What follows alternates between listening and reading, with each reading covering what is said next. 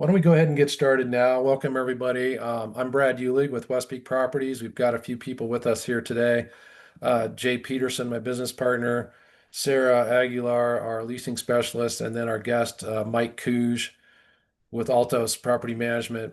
And we're going to be talking about a rental market update today, and then Mike's going to take us through some of the new laws that are going to go into effect starting January of 2026 so that we're all prepared for that and we understand what the market looks like and how to best make money this year. Before we do that, I always like to jump in and talk a little bit about Westpeak Properties and what we do. For those of you that aren't familiar, we are a full service property brokerage company. We specialize in investment properties. So we'll do anything from a condo if you just inherited one of those or moved out of one of those and want to rent it, up to a 12, uh, 15 unit property. We kind of our sweet spot is in that 2, 3, 4, 5, 6 unit property. So we do a lot of small multifamily. Um, our mission is really to help you create cash flow and build wealth through investing in real estate. So we get a lot of first time investors, we get a lot of repeat investors, people that want to do 1031 exchanges, all kinds of different types of clients that we work with. We can help you buy it, sell it, manage it, 1031 exchange it. We're experienced investors ourselves. We own properties. We've been doing this since 2009, 40 years of combined experience, closed hundreds of transactions. And we do also have an extensive network of investors. I'd say, we're at about that 5,000 investor list range on our email distribution. So a lot of our transactions occur off market. I just completed one actually. It was a triplex in Aurora.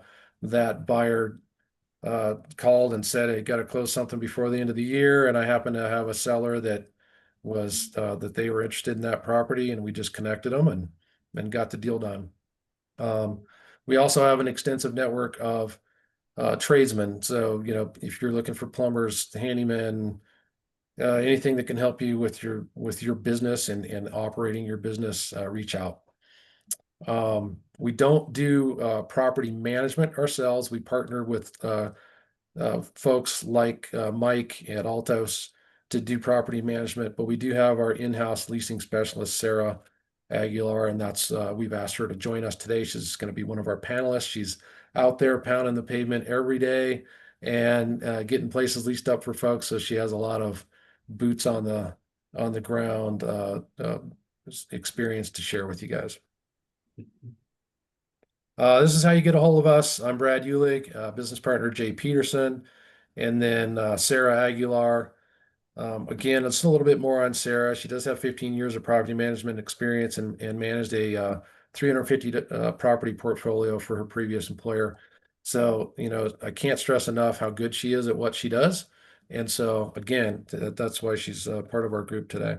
So I'm going to go through just a real brief market update. And most of us that have been doing this for a while, if you've been in this business, and you have rentals right now, you're kind of familiar with this market. I'm going to share some data from the Apartment Association of Metro Denver vacancy and rent report today. And I kind of wanted to go back and just look at the last couple of years to see how things have changed since, the first quarter of 2023. We've traditionally had a pretty stable vacancy rate in the fives. Sometimes, and depending on your market, what part of Denver or the metro area you're in, it might have dipped lower than that. And so these are just average rents and average vacancies. They don't take into account what neighborhood you're in or how many bedrooms you have, all that. It's just general data right now. And what we're seeing is average rents have peaked out and then coming back down right now. Vacancy kind of peaked out a little bit in Q1 of 2025. That's this year. So folks may, if you've had vacancies this year, you might be struggling a little bit to get them filled. You might have had to reduce your rents a little bit, et cetera. So, anytime we're above a 6% vacancy rate, we kind of see a rent adjustment going on. And so you can see that it kind of peaked out this year as far as at 7% vacancy. It's kind of coming back down a little bit, but it's still above 6. That's still pretty high for the metro area. And corresponding to that, your rents have adjusted accordingly. Mhm. So what, are some of the key market trends right now and what's drivers, et cetera? I think we can generally agree, people that are on this call and our panelists here, that it's a renter's market right now. The renters have a lot of choices. They have a lot of opportunity. We've had a significant addition of new supply, Class A building into the metro area, 40,000 new units added. And our concessions are rising because of that. When somebody places a new product in service, they need to fill it. And so they're going to be willing, and what we're seeing in some of these Class A buildings is up to 10 weeks in free rent. And then it kind of trickles down. So what we've got is our effective rents, even though they might not be down overall as a big percentage, the effective rent is down. This is because 2 of those months were free, right? So your effective rent is down further than your average rent. We're seeing a little bit higher turnover, tenant turnover than we've seen in the past. So they've got opportunities now, tenants, to move into better situations. Maybe they can go from a Class C to a B or an A. They can take advantage of those free rent. They can afford it now because the rent's a little less than it used to be, and so they're just taking advantage of the opportunity to put themselves in a better situation. Um, I know Jay and I have seen a significant turnover this year, and Mm. that's just part of the game when all this is going on. On the positive side of things, I'd just like to end this slide on a couple of positive notes here for folks that own properties and are going through this. We've got higher mortgage rates, so they're still elevated. That's making it harder for people to buy. So you've got people are staying as renters for a longer period of time, right? That's just keeping renters as renters. So that's positive. We also have a pipeline slowdown. We don't expect this 40,000 new units in the next 2 years. There's been a significant slowdown in delivery of new product. We've got a lot of tenant-friendly regulation that Mike's going to talk some about later. And, the costs are up.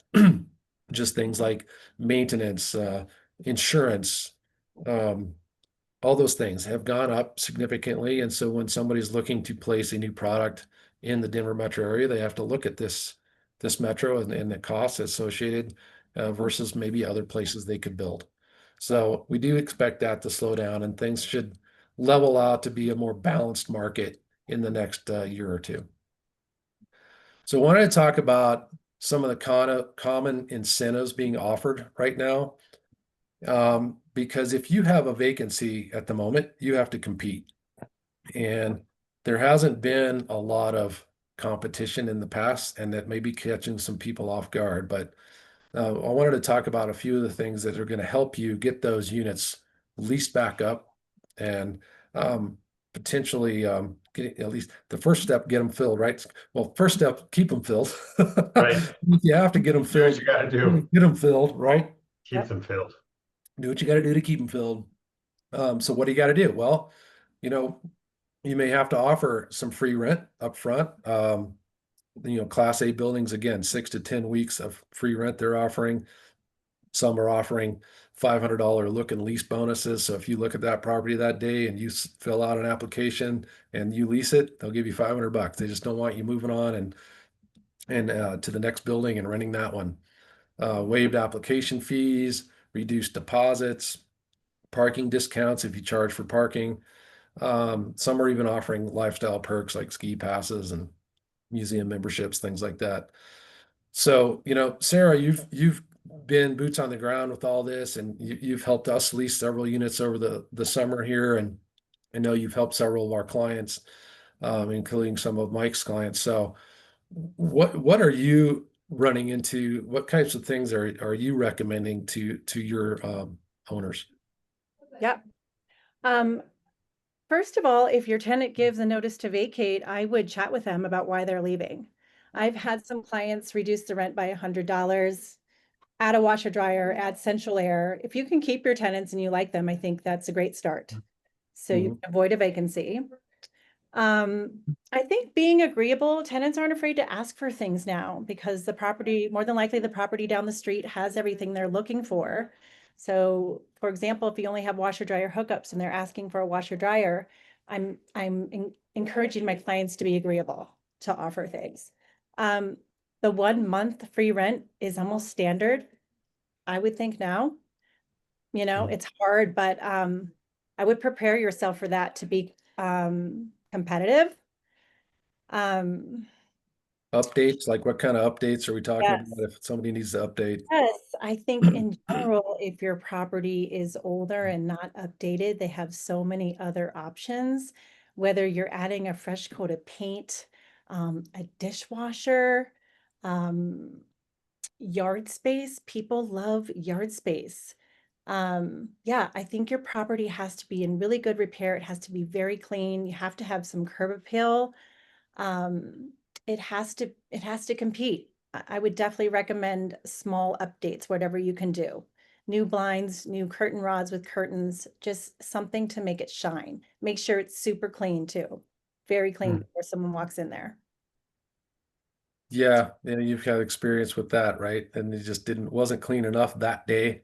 That tenant got away, and then when's the next one coming, right? Yeah. So making sure you're prepared for showings when the showings start. Yeah, move in That's ready. I always suggest if it's possible. right. I Okay. think the common theme here is we used to list properties 4 or 5 years ago when rates were considerably lower, and we'd get them under contract within a week or two at the most. Well, now they're sitting on average between 40 to 50 days. So we're having these similar conversations with sellers that all these property updates get a sale ready, just like rent ready. We're having to go through all these additional steps that we didn't have to in the past. And there's a lot more work and a lot more investment involved, but that's what this market right now is requiring. So, Right on. Yep. Sarah, anything else to add to that? Pet friendly, Oh boy, yeah, sure. Yeah, your level of we never interest. used to take pets on Jay. Now we're like, oh my, yeah, No, small dogs. that's a hard one to swallow when you're not haven't been pet friendly in the past. But yeah, Right. no. Yeah, we've had to migrate to that too in our units. Yep. especially when you can't charge much for pet rent, you can't charge big deposits for pets. You can't, you know what I mean? That's a challenging one right now. Mm-hmm. Have to change your mindset. There may be a little bit of damage from an animal and you just have to account for that from the security deposit. Hmm. Gotcha. Speaking of which, have you seen people charging double security deposits or anything above and beyond the normal month's rent? Is that a question for me? Yes. No, Okay.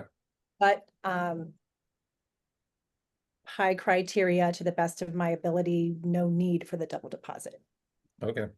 If you're getting the right tenant. Is that Yes, what you're saying? Yeah. Okay. Mike may be able to answer that because he has different you know, he may be able to answer that.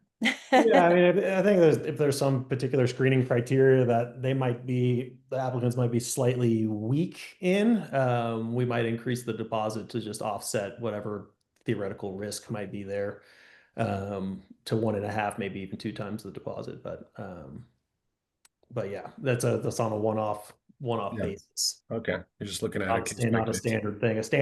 Our standard would just be 1 month's rent, unless you're talking about a class A plus type property, high rents, very well qualified renters. Typically those deposits are less, looking at like $500. Gotcha. You know, Yeah. Less risk, less deposit. Gotcha. Mm-hmm. Okay. Very good. Well, as mentioned before, our guest speaker today is Mike Kooij with Altos Property Management. And Mike, I'll just let you go ahead and introduce yourself and your company, and then Mike's going to walk us through what we're seeing for the new laws and rules for property management and owners going into 2026. Appreciate you being here, Mike. Thank you. yeah. Thank you all for inviting me. Let me try to share my screen here and let me know if you Yep, can that's see good. the first slide if we're working well. Yep, Got it? yep. Perfect. All right. So yeah, thanks again for letting me join. Again, my name is Mike Kooij, Altos Realty Property Management, one of the principals at the company. A little bit about our company, if we can get the slide to change. There we go.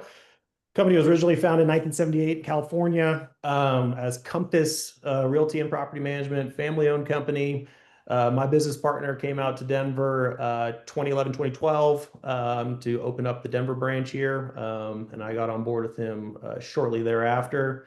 Our bread and butter is property management, so we provide full service management. We are doing the marketing, tenant screening, property maintenance, unit turns, larger turn projects, as well as handling all the accounting, finance necessary. I mean, we have a lot of owners that are, very hands off, and we're paying, mortgage, HOA. We're really handling the entire investment for them, and then we have others that just prefer different ways of handling their business. But we are certainly able to bend and work with people so that they're comfortable. We've got a diverse portfolio. We manage everything from single family homes up to right now our largest single location is 41 units. So that would be a multifamily product. We also have some small commercial stuff, but prefer to stay on the residential side. But like to think that we're managing everything with more of a boutique style and giving it the same level of attention and care, no matter if it's a single owner with one house or an owner that might have a portfolio of units across Denver. So, Hey, Mike, before you jump into your slides, Jay, you mentioned up front that you'll take questions as we go, right? So what's the process for that again? So as Mike's going along on some of these house bills, if there are any house bills you have specific questions on or something you're dealing with right now that relates to one of these house bills you want to ask a question on, go ahead and just post it in the question format, question and answer. And then I'll just let Mike know that we have a question and we'll address it then. Awesome. perfect. Yeah, just stop me if you get something, and we'll try to dive into it. But there, also try to keep this to half hour, 45 minutes, because you certainly can get pretty in depth with some of these new laws that are coming into effect. So first, I want to run through things that are already in effect, things that were passed in 25 and they went straight into law. So we'll go through a few of those House bills first, and then the things that are going into effect January 1st of 2026.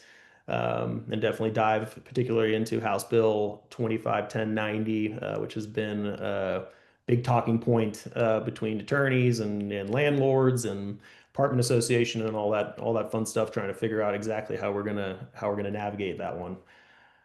So jumping in here, first one I've got is House Bill 1240. It's regarding tenants using housing subsidies. So your housing tenants, your HAP tenants, people are getting assistance with their rent. It expands the protections for those folks. So essentially treats them as a kind of a protected class. And you have to accept housing voucher as a source of income for these folks. Where prior, if you were a smaller landlord with 5 units or fewer, there was a little loophole where you could say, I don't accept vouchers. You cannot do that anymore. You have to accept vouchers, and you have to play along with all the rules that go along with the voucher tenants. One of the big rules is the notice requirement. You have to file a 30-day notice on housing tenants versus the 10-day. So that would be a demand for rent, right? Rent's due on the 1st, late on the 2nd, on the 3rd. Either we're posting a 10-day notice or we're posting a 30-day notice. So obviously that's a big swing in potentially what the tenant can get into you for. On the other side, a lot of the rent typically from these housing folks is getting paid by the agency. So you are guaranteed quite a bit of the funds from the agency. They will pay it, but if the tenant is liable for a portion, that's the portion where things could potentially get squirrely. Another thing for these folks is that you can't charge more than $20 on a late fee. A lot of standard leases would say $50 or 5%, whatever is greater. But that is not the case with these, whether your lease contract says that or not. $20 is the limit. So important thing to have in your system, because typically those fees automatically post, and you don't want to get into a situation where a tenant finds an attorney that's that's looking for work. Well, Mike, let me ask you a question because we have a fair number of Section 8 tenants, Mhm. and sometimes they're a little late with their portion. So what's late? Like, so the housing authority pays on time, but the tenant's portion is late. Does that late? The tenant's portion is late based on what your lease says. So, our leases will say rent's due on the first and then it's late on the second. So I can, if it's not paid by the third, I can start the process of posting a demand on that. There's Even another. though, even if it was like 75% paid by the housing authority, you're just posting the demand for the remainder of the rent that's owed by the housing Correct. recipient. Okay. Okay. Correct. Correct. Um, so anyway, yeah, we definitely want to keep that pressure on them, right away. Right. Again, it's that 30-day notice period. So um, anyway, the just continuing, I guess, on my slide here, cap fees, yeah, $20, and then habitability is kind of one thing that some people get a little bit confused. If you do have a habitability issue at your unit, that is a housing tenant, and we have to move them somewhere else. Some landlords are in the mindset of like, well, hey, that wasn't your money that paid the rent. Some of them are getting the 100%, paid by the housing authority. You would still need to be reimbursing the tenant directly for any loss of use rent, put them up in a hotel, that sort of thing. Okay. Certainly when it comes to habitability, it's a do the right thing scenario and stay above board as much as possible. But you still And- get you'd still get the rent from the housing authority during that period. right, right. So it's applied to the unit, right? Yeah, Versus right. versus where it's actually coming from. Gotcha. Yeah. And Jay, we had a question on that one, right? We had somebody wanted Well, to. somebody asked if the max $20 late fee is for everyone or just Section 8, and what you're talking about is just Section 8 in this section. So, Correct. That would just be folks with a housing subsidy, right? So Section 8, HAP, wherever they're getting that subsidy from, Right. they would fall into this category. yeah. And then just some unfair or fair housing. Oops, I switched the slide too quickly. Obviously you got to cooperate with these folks. Don't get yourself into a situation where you might be processing their application slightly different than you're processing a standard application. If you do that sort of thing, you can get yourself into some hot water. So it would not be recommended to have those types of practices. The civil penalties can be anywhere from 5,000 to 20,000 or more. So the fair housing is certainly something to continually educate yourself on. I would certainly recommend if it was a single owner just managing their property by themselves to enroll in those courses. Typically, they're not too expensive. Maybe $50, $100 to do an online course, but continually get updated on the new housing, fair housing laws and try to stay in compliance with those. Next slide I got here is House Bill 25-1168, which is in regards to victim survivors of gender-based violence.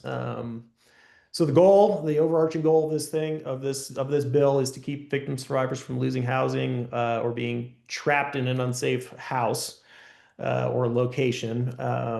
So it basically is anybody who can even self-attest that they have experienced some sort of gender-based violence. I've got a few examples: unlawful sexual behavior, stalking, domestic violence, domestic abuse. Those are probably pretty obvious ones, but anyway, if someone's in this type of situation, it's certainly in your best interest to work with them.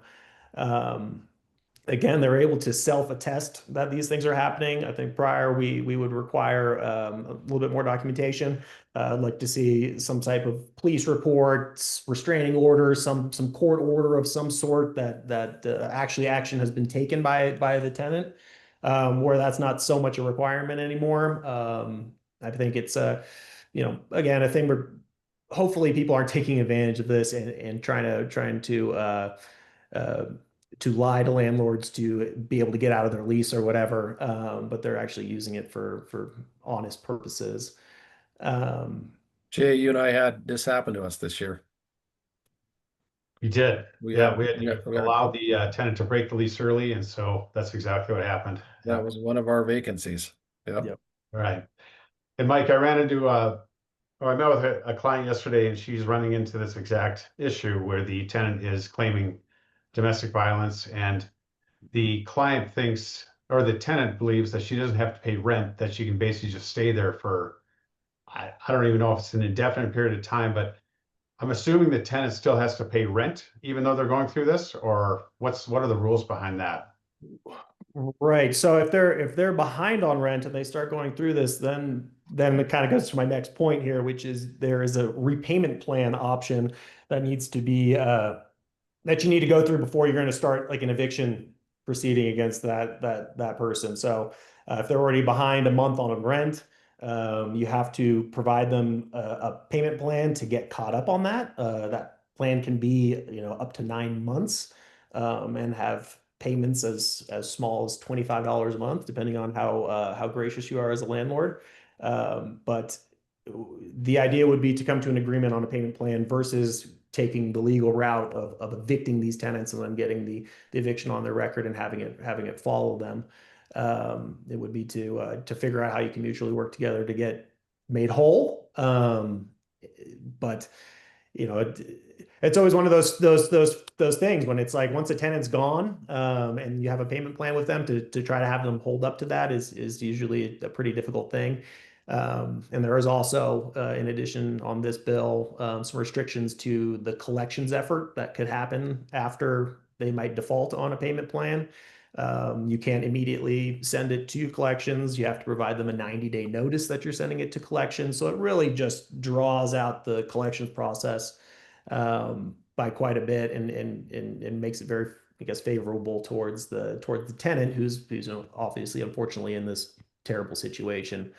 In addition, there's also some restrictions on what you can be withholding from the security deposit. As if a typical tenant were to break their lease, there are liquidated damages that you could be charging the tenant. Essentially, from the date they vacate till the next date somebody moves in, if that was in their lease term, you could hold them accountable for that rent. In these situations, you can only hold them accountable for 1 month's rent in addition to whatever else might be outstanding. And also, in regards to the security deposit, you get the unit back. The unit has a door that has a hole punched through it. Someone kicked a hole in the wall, whatever. This was all because of the abuser causing this damage. You cannot withhold the funds from the security deposit to make those repairs. Mm. So that's kind of on the landlord to let the tenant walk from the situation they found themselves in. Um, Mm. so another one where I would say it's best to just be a good person, do the right thing. Definitely take the tenant seriously when they bring these type of concerns to you, um, and be lenient, work with them. Just try to figure out a mutually agreeable situation that lets them move on and doesn't leave the landlord too high and dry. So in the case of this client yesterday, if she has a tenant that's not paying rent and she's staying, what can the owner landlord do? Can they serve some kind of a notice for demand for payment and then go through the proper steps that way of an eviction, or can you not do an eviction? You can start the eviction process. However, it might be denied in the court if you haven't gone through like, hey, we got a payment schedule here. We're trying to work with this person.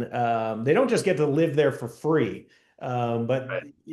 because they're not like unlawfully like living in the unit, but they are responsible for the time that they stay in the unit. So again, I think it's like a situation in that particular situation. I'd be like, all right, well, what's the end goal here, right? Like you're not paying rent for living in this unit. Are you afraid? Do you need to move from this unit? Can I help expedite you moving? Can I, so I can get possession back sooner? It really would depend on like situation to situation what they're dealing with. Or if the tenant's like, hey, no, I'm staying, well, then why aren't you paying? right? It would be a little bit of a conversation, or if you're behind, how do we get you caught up if you're intending to stay, right? Mhm. So you have to have those, type of conversations and document them well.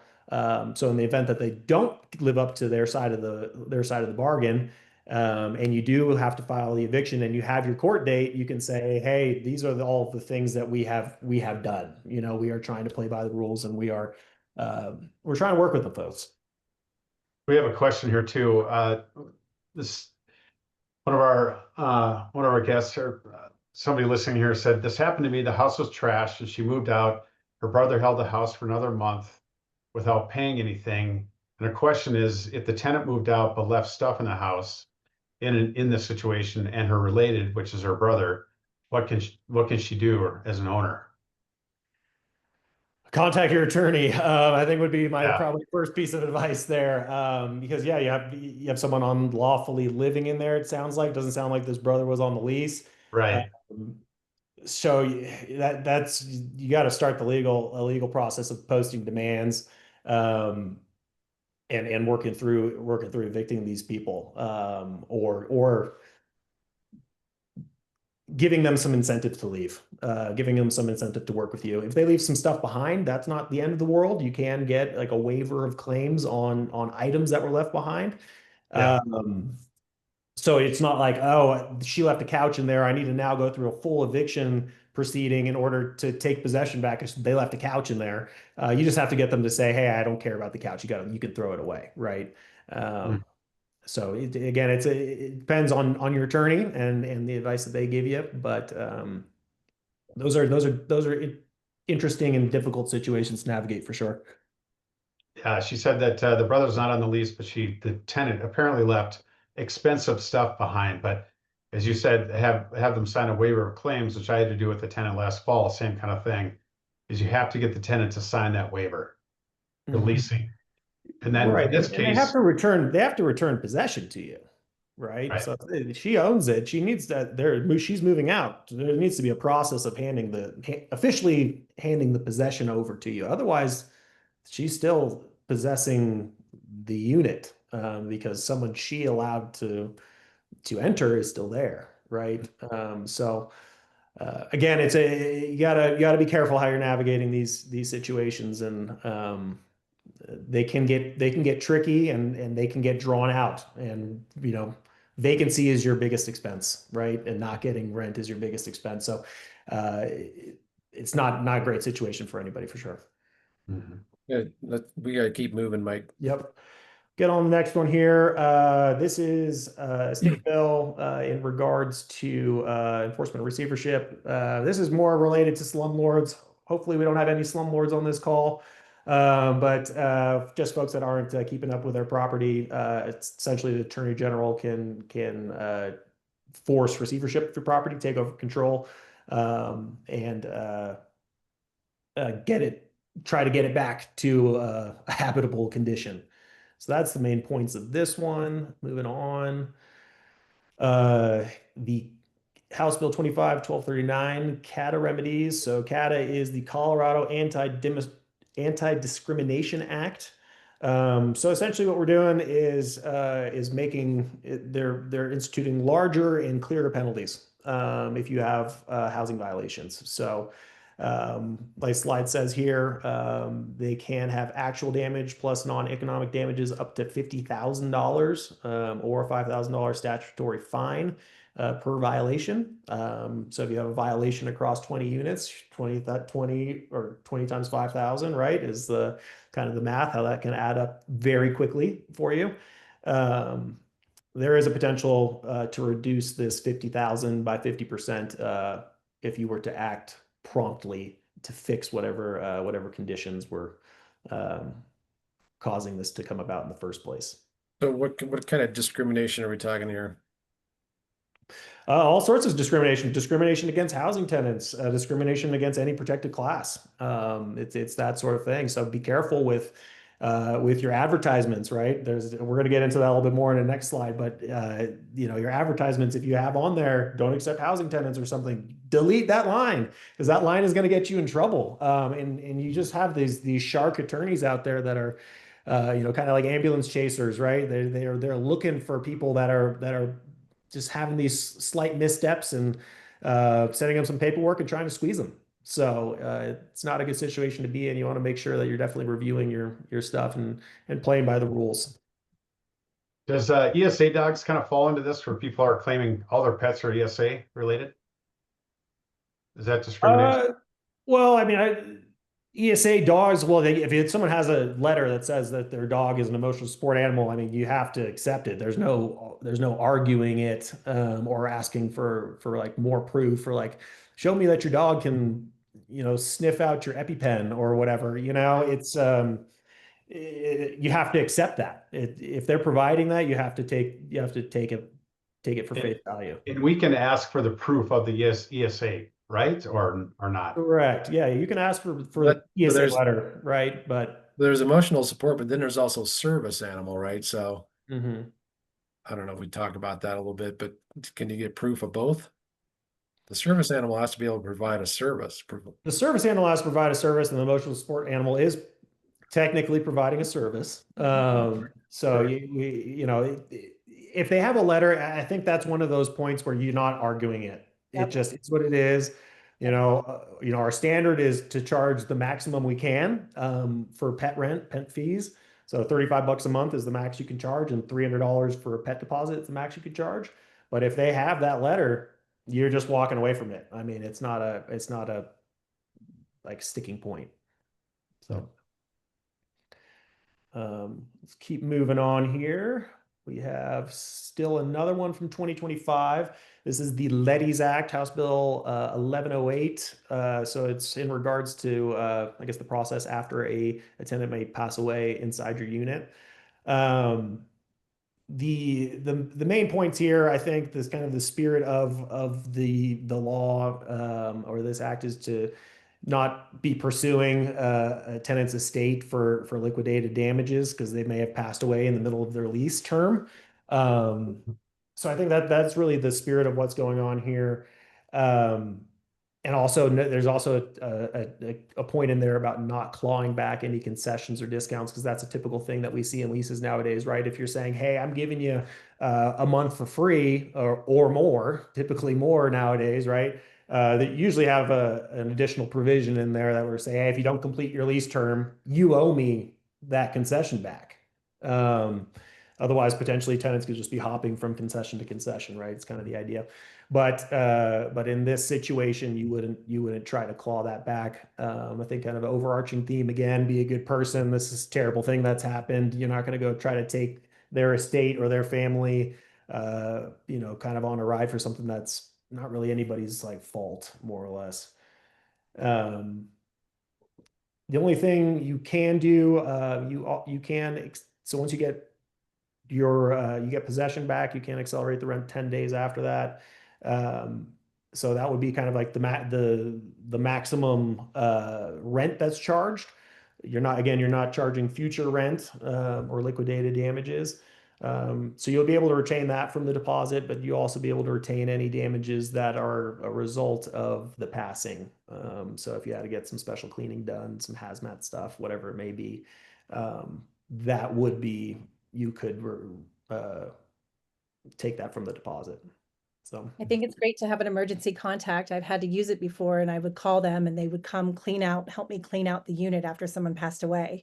So no, it doesn't really seem too important when they're filling out an application in the beginning, but if something like this were to happen, it's nice to have an extra contact for sure. right, for sure. Yeah, have a family member, have an emergency contact, make sure they fill that out on their application. It can come in handy for sure. So anyway, let's move on to our next slide here. I can get it to go. Here we go. We have House Bill 1207, which is pets in housing. So two big things that are going on here. It's mainly to stop the insurance companies from denying policies based on the breed of an animal. I think that's what's really trying to get accomplished here.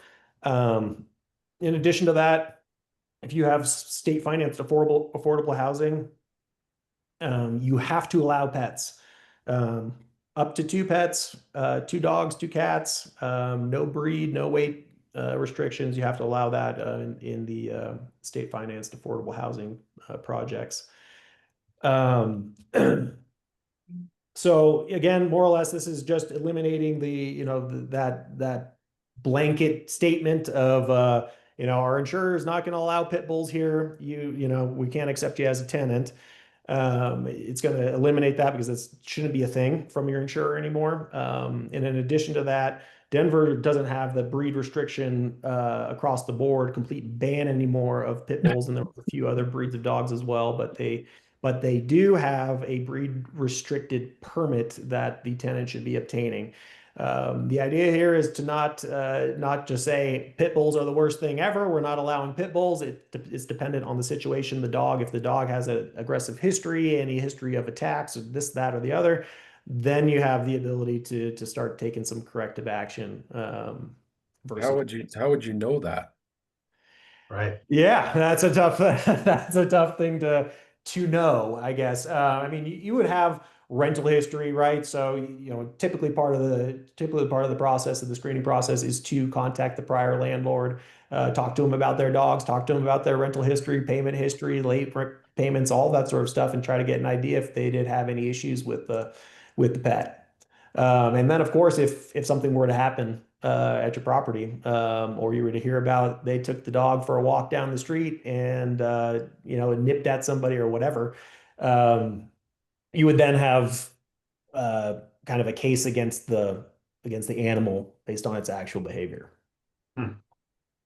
It is my understanding you cannot ask about an ESA animal, the history of that animal. So Yeah, that's probably, I would think that's probably, you can't ask many questions at all if it comes to an ESA animal. yeah, just to throw that out there. Those animals are supposed to be vetted, and they certainly shouldn't be violent. I think that would probably be the opposite of what they're there to do. But so that was another one instituted this year. That went into effect in August of this year. Can I ask you a question about the insurance about that? So when somebody has an animal, is that animal covered under their renter's insurance if you're requiring renter's insurance? Well, that depends on the renter's insurance policy. I'm not exactly sure if they have some sort of liability policy for their pets. I think you'd have to read into that a little bit more. So if they have an animal, like, if we have a duplex, they share a fence with the one next door. If something happens, that dog attacks the neighbor's kid or something goes on, right? Are you liable for that animal's actions because you allowed the animal to live there? Well, I'm not a judge, and I think that would be a decision for someone in the courts to make. But I would say that if someone's kid gets attacked, they're going to come after you. And you better hope your tenant has an insurance policy, first of all, because there will be some sort of liability policy on there. But I would say probably 99 out of 100 times they're gonna add the landlord to whatever suit they're filing as well. Sure. And they'll be coming after your liability policy.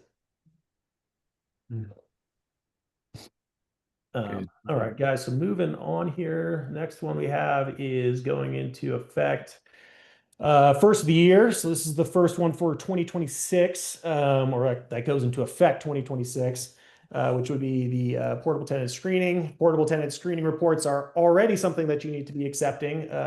However, they're just adding a few things to I guess to the process that you have to accept. So first of all, if you have the PTSRs is what they're called, and it's a subsidy, so a housing tenant or somebody getting some sort of support, they don't have to include their credit score, their history, adverse credit effects, how many cars have been repoed, all of that stuff. They do not need to be reporting that to you. But they do need to report to you criminal history, and that sort of thing. So I think that you're not focusing on the financial aspect of folks that are getting assistance. You're focusing on their behavior, and their history of behavior.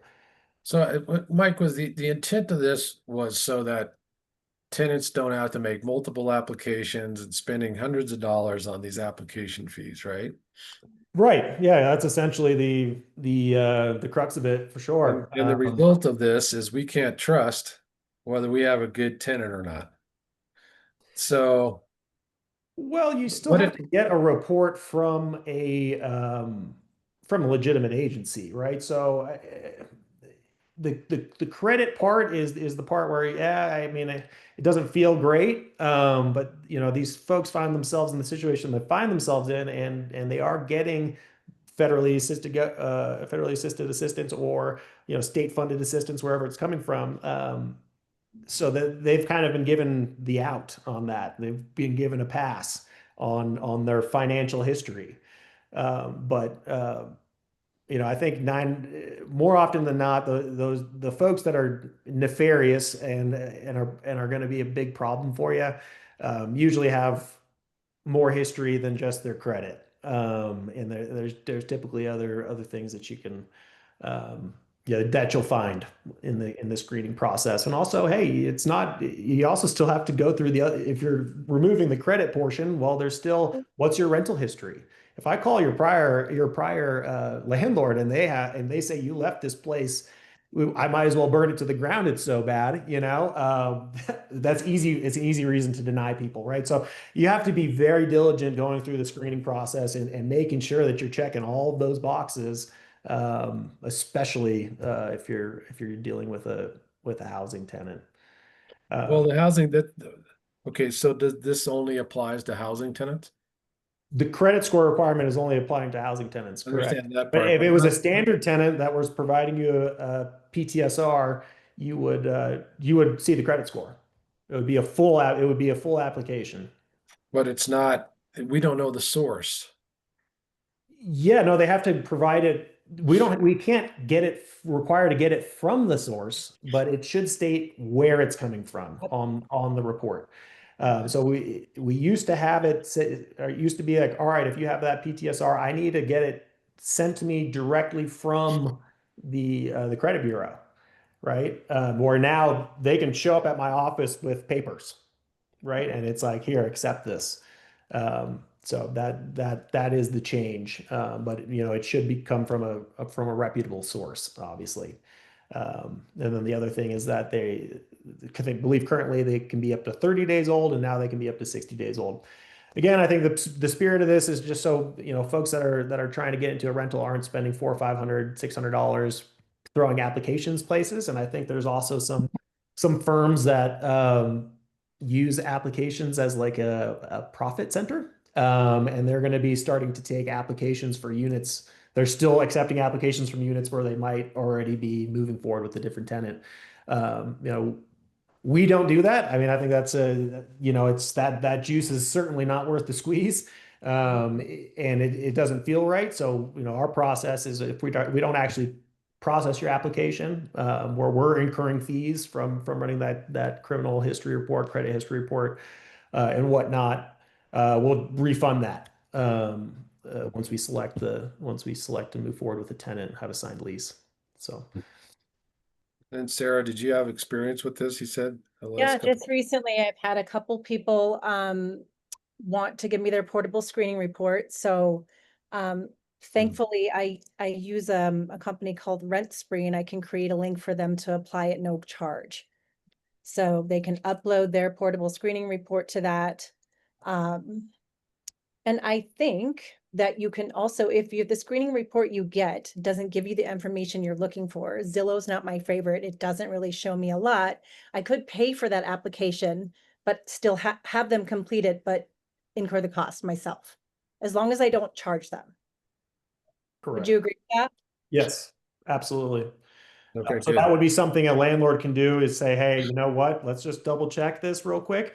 But just because you go now run that application and, you know, eat the $45 does not mean that you can, if it's a housing tenant, start critiquing their credit history, right? Just because you now know it. Right. So you got to be careful. Got to be careful with that process. I often ask, because the only thing you can really judge a housing voucher recipient is their rental history. I ask for photos of their current rental. if they're willing. I say, if you're willing to send me some photos of where you currently live for added peace of mind, you have great rental history and you care from your home, that would be amazing. And most of the time they're willing to do that for me for added peace of mind that I could send to my clients. Hopefully they're being honest and sending pictures of their place. Right. And you don't know Either. that, but my understanding is if you do, what you do for one, you do for all. I do it for anyone for the most part, that I need a little extra rental history. If you're living with your parents or something, I still kind of want to see how you keep your area. Let me talk to your mom and say. Talk to your mom, she wants you Right. out of the house probably. So yes, photos are helpful. Right. I think that's a great idea for sure. So we can move on from this one. Next one here is House Bill 25-1249. It's in regards to security deposit, also going into effect January the 1st. It's expanding the normal wear and tear to now include deterioration, damage, or uncleanliness from normal, reasonable use without negligence, abuse, and accidents. So it's a great sentence to be able to argue with somebody with, because there's a lot of I think a lot of those words are based on perception or perspective of whoever's seeing it. Of course, a lot of times a tenant might be leaving a place and say, "Hey, I left this almost better than you gave it to me." However, the landlord might have lived there for a period of time and are very they notice everything, and they might think, "Oh my gosh, you ruined the home I raised my kids in," I think it's an emotional thing that usually leads to a conflict with that sort of thing. So very important to make sure that you're doing your pre-move-in inspections and your move-out inspections, documenting those extremely well. There's a variety of different tools to do that nowadays, but you certainly want to be very thorough with your inspections. We use a program called Rent Check, which allows us to take photos of every area, every appliance, inside, outside, make notes on it, and give a very detailed report. So if we do have to refer back to that at the end of the lease term, we've got backup. Because essentially it used to be more or less an argument at the end of the lease term when the security deposit goes out. Now the tenant can request or contest your security deposit disposition.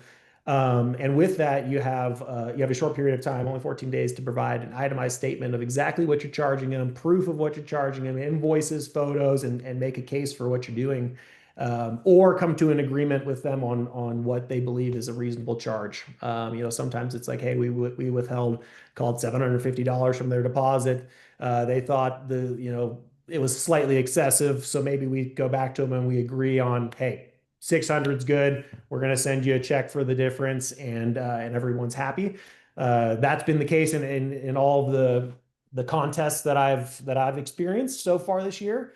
Is coming to just negotiating a reasonable decision, and not sticking to it, or not holding their feet to the fire too much. Another thing, you want to make sure that any damages that don't overcharge people, right? First of all, them moving out is not a profit center, right? Do not try to make fixing your place up a profit center. You can't charge them. They say more than 125%. I wouldn't do more than 100.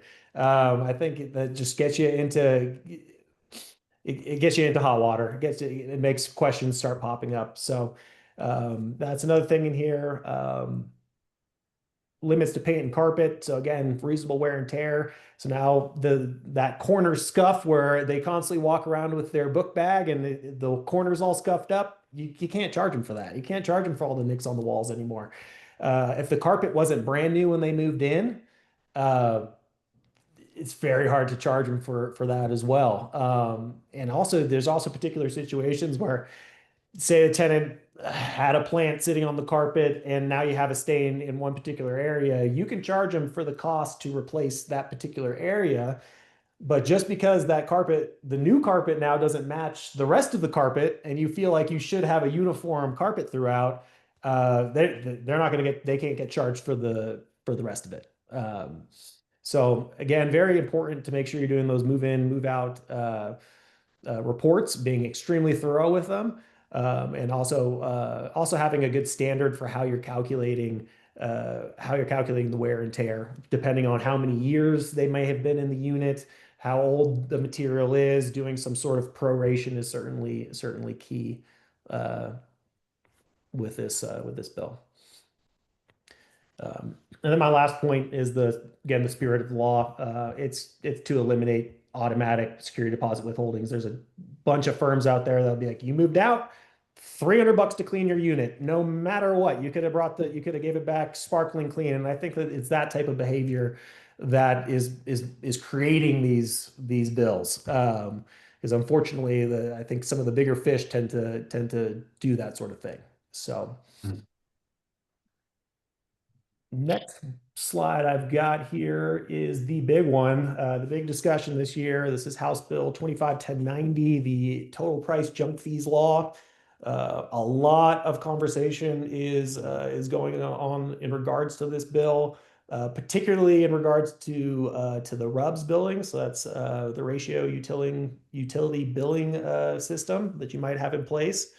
So we'll get into that. The first part about this bill is transparency in regards to the total rent cost. So when you're advertising your rent, you need to make sure that you're saying this is the total rent cost. It is rent plus parking plus pet fee plus whatever else, but you're advertising the total amount. That is a big thing. I feel like, again, the spirit of this is the folks that moved into some of those communities where it's a great deal, it's $1,300 a month, but really at the end of the day, they're paying close to $1,500 a month because they're passing through pest control and maintenance on the pool and all of these other things that they really shouldn't be.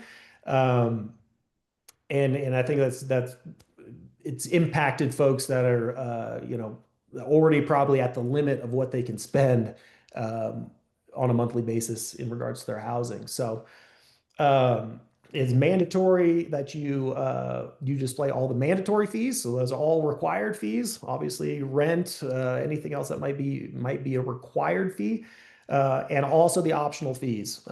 So that might be parking. If you wanted a parking spot, it would be $50 or whatever a month.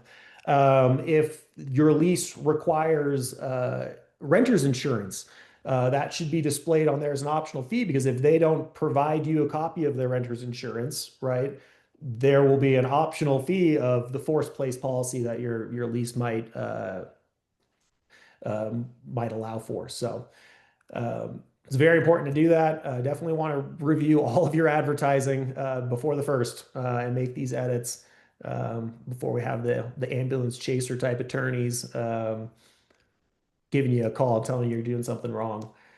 The other thing in regards to this bill, or the big thing, is the impact on multifamily properties that are not sub-metered. So typically these are boiler buildings where you have a shared system providing, heat, hot water, that sort of thing. Also could be duplexes where you have one house meter on the duplex, and you might have a history of just splitting the bill 50-50. Technically, the way that this bill reads is you can only charge tenants for their actual usage. And the only way you can calculate their actual usage is if there's a sub-meter on their unit. That has been the big to-do this year. Since I think it was probably around June, our attorneys started starting to make some noise about this, because this was going to impact everybody. It seems like they've started to try to walk it back a little bit. Our attorneys are telling us that an addendum to this law is in the works. So the spirit of this law, the idea of this law was not to throw the burden of utilities back onto the landlord. Obviously, that's a tremendous expense each year, or have us get into the problem of trying to actually sub-meter these units, which is possible, but is an administrative nightmare. So they are working on walking this back. However, no attorney's going to tell you it's guaranteed. So I'm not going to tell you it's guaranteed either.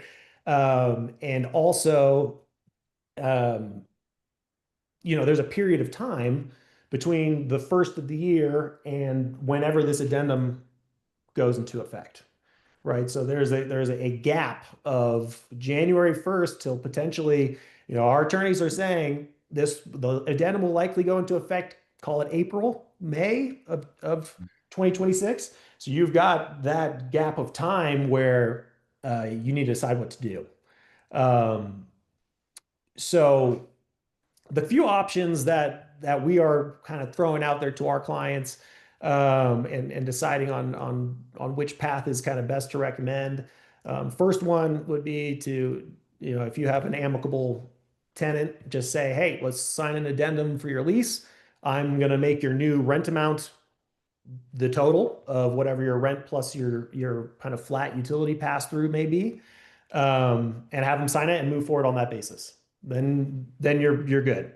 You can also send a change of terms. Most leases allow for that with a 30-day notice, where you say, hey, starting January 1st, I'm not going to charge you the utility pass through, but you withhold the right to reinstate that once this addendum gets passed. So that's another course of action. And then, of course, the third course of action is to say, I'm just going to continue operating status quo. I think this is going to happen. And, you know, maybe you don't feel like you're a big enough fish that someone will come after you. But, you know, that being said, that's an extremely high risk proposition, you know, especially with how easy it is for tenants to be, you know, chat GPT lawyers nowadays, and write some fancy jargon to scare you. You know, there certainly is some risk to that, and also, again, back to the ambulance chaser type attorneys out there that, you know, they're looking for folks that are going to play this hand, and they would love to take you to court and give you a piece of their mind, more or less. The big thing that's coming up here, that's going to be in the next few weeks, is the Attorney General is supposed to release a statement on this. I think that's going to give a lot of clarity on which of these options is best and how much risk is involved with each. Obviously, if the Attorney General is coming back and saying, hey, something's happening here, I am not touching this with a 10-foot pole, that eliminates quite a bit of risk. Essentially, the way this bill reads, the damages, if the Attorney General is not involved, can be somewhere between $100 and $1,000, would be damages levied on the landlord. If the Attorney General gets involved, that goes up to $25,000. So again, if you got a 4-unit building, 4 times 25, we're talking $100,000. So it can get very expensive very, very, very quickly.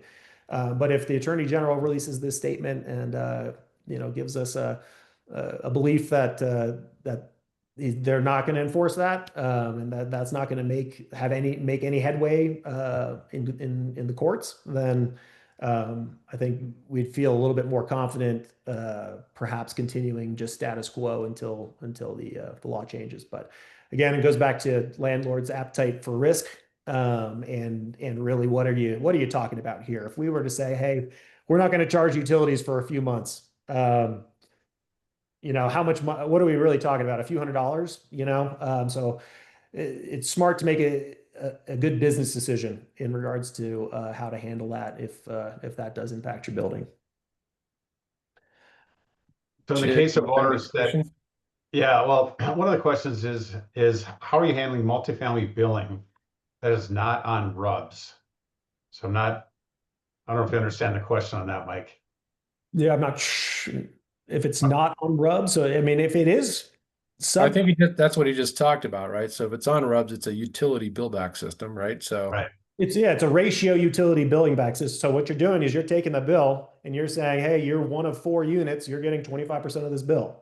It's you can't do that. Simple like that, right? The law wants you to bill people for their actual usage. So, you know, that would be like, hey, I was out of town for 3 weeks this month. These guys, the other 3 units used all the utilities, right? It's kind of that argument is, I think, what they might have been thinking getting into this. But I have a question. Are you saying, so if you were splitting it 50-50, you have a duplex and you were charging the tenant 50-50, there's only 1 meter for water. You now can come in and have them sign an addendum stating their rent was $2,000, but now it's $2,050 because you're adding, my thought process was you can't add it. You kind of are out that money, but you can add, you can make their rent now $2,050. Yeah, if they're agreeable to that. Water. Yeah. Okay. If they're agreeable to that, you certainly can sign it. You can do that at any point in a lease, is sign an addendum.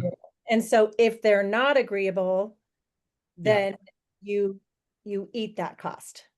Potentially, yeah. Potentially, you decide to eat that cost. I mean, again, that comes down to business decision. If you were to ask an attorney, it's always be very conservative Right. with your course of action. But I think it's also like your tenants. Like my managers know their tenants and their behaviors and kind of their inclinations when it comes to how aggressive they'll be in regards to these sort of things. So I think it's a case by case basis on how to handle these So sort of. you either have to flat fee them, right? So charge $50 flat fee per month and see if they'll agree to that.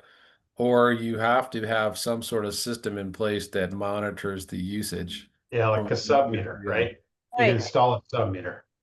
Correct. You install a sub meter, right? If it doesn't monitor the usage though, can you still do a flat fee? I don't think you can No, label. you can't do no, you can't do the flat. That's what it's going away from is the Right, it has to be rent. It can't be labeled water or anything. In your mind, it's Right. water. No, I guess what I'm saying it's a version of a flat fee because you're increasing the rent yeah, by And do you want $50. to increase the rent right now? right. So that's that again Well, it gets depends. If into they're happily there and they're already paying a water bill that's maybe 75, $80 a month, and you're offering to just increase their rent by $50 a month and say, don't pay your water bill anymore. If Mhm. I'm the tenant, sure, I'll do that. Right. Mhm. But if you're trying to rent a place, this is where it gets sticky, right? So you're trying to rent a place and you're going to add that water bill of $50 to the rent now, and the guy down the street isn't. right. He's because he's not above board, he or she not Mhm. above board. So, or they don't know the rule or they're not following the rule. So now Mhm. you've depositioned yourself, even though you're trying to do the right thing. Exactly. Yeah, exactly. Right. It's like kind of the unintended consequences of this sort of thing, right? And yeah, Right. Sarah said you don't want to be raising your rent right now. That's crazy. So I think you'll have two groups of people, right? The people that are doing it and those rents are going up, and the people that are maybe just hey letting it ride. But again, there's significant risk involved with the latter option. So I think trying to be creative with the tenants and yeah, say, hey, let's just build this into your rent. If they're amicable to that is a good solution for it. Or again, just saying, hey, you know what? 2026 is unfortunately going to be a little bit more expensive for me until this gets sorted out, and just let it go. Because how expensive attorneys are, right? That's just that bill starts racking up very, very quickly, more quickly than you're probably getting reimbursed on utility fees. And Sarah, maybe it's how you position it too, right? This rent is utilities included, or this rent is water and sewer included. I'm not even saying that. It's Yeah, just, this and is, that's you got to be careful with that too, because yeah, I don't want to state it. if you state that in your advertisement, then you can't bait and switch and change your perspective on that, right? So come Right. renewal time, utilities are still built in, right? It's not all of a sudden, hey, we're adding that fee back to it. Otherwise, yeah, the classic bait and switch, setting yourself up for potential conflict there. I would rather say tenant pays electricity only. You've already built your water cost into your rent. You don't mention it. You only pay electric. Right, Mhm. right. It's gonna be challenging for some of these multifamily owners like in Capitol Hill, City Park that own 20, 30 units that are doing rubs for heat for boilers and well, some water too, but they get rubs of maybe 100 to 150 a month times 20, 30 units. That's a big number. So, Yeah. Yeah, the bigger the building, yeah, the bigger the pill. So yeah, it's difficult to figure out exactly what to do. I'm honestly very hopeful that the Attorney General comes out with something and says, "Hey, this is coming down the pipe. I'm not touching this thing." So I think a lot of landlords will just kind of continue doing what they're doing. But again, there's risk involved in that course of action. So we'll see what they say, I think, and take it from there. But I think it's good to know that they're already walking this thing back, Good. because the prospect of also that same building downtown trying to submeter those units would be extremely expensive for the owner to get mm, that system installed. Potentially they might be recovering more, but you know, Yeah. and the timeline to do so would also be just insane. So we'll see where this one goes. I wouldn't say panic, but definitely be aware that that this is going to be law, and it will be law for so many days, right? Whether it be 2 months, 3 months, half a year, it technically will be law. So you have to be careful how you navigate it. Next one I have here. So yeah, just going through the action checklist and deadlines. So again, things that are in effect now.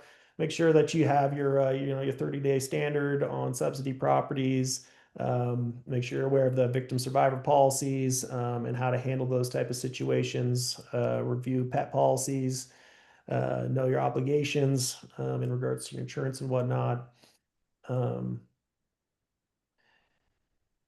I have a note here about the receivership risks. Multifamily is not really too, I don't think, very applicable, but anyway, you want to, as effective of January 1st, you want to make sure that you redraft those rental ads. That's certainly key. Remove those junk fees, remove those admin fees, make it all obvious, transparency, make it very clear what you're charging there. Also revise your portable screening acceptance requirements and criteria for those voucher holders. Again, can't be looking at their credit. And then make sure that you're overhauling your move in, move out processes, and you're being very diligent about documenting the actual condition of those units. So that's a big thing. And then last, just to again disclaimer to all. This is high level summary. This is not legal advice. I am not an attorney. I am just a property manager. And this is the advice that I've gotten over the course of the last several months speaking with my attorneys. We use two of the bigger shops in town. One is Cheddar Sulzer. They're one of the bigger landlord reps in town, and also Springman Braden. So we kind of get a little bit of information from both. I would say, Cheddar is definitely the most conservative attorney I have worked with. And Springman, I think, reads the law a little bit differently, or is willing to take a little bit more risk in regards to their interpretation of the law. So anyway, that's kind of where I'm gathering this data. But if any of y'all on the call have any questions or want to dive into any of these subjects in a little bit more detail, don't hesitate to reach out to me. Again, Mike with Altos Realty Property Management. Had my contact info on that first slide there, but happy to chat about it for sure. So, and then we do have one other question that somebody had here that I think, Jay, you want to hit Norm's question about renting to two guys that move. Yeah. There's kind of one last question here. Is so Norm he rented to two guys. One moved out. Not sure when the one guy moved out. It seems like the current conditions acceptable or okay. He's questioning, do I refund to the current guy who's there the full refund, or cut 50-50, even though he doesn't have the current address of the other guy who moved out? Ooh, yeah. When a tenant moves out, we would typically sign a change of occupancy addendum, and if you have that signed, then you would just leave it with the remaining resident. In the event that one of them has just left, so it sounds like we're more or less taking the word of the remaining occupant. What happened to the other occupant?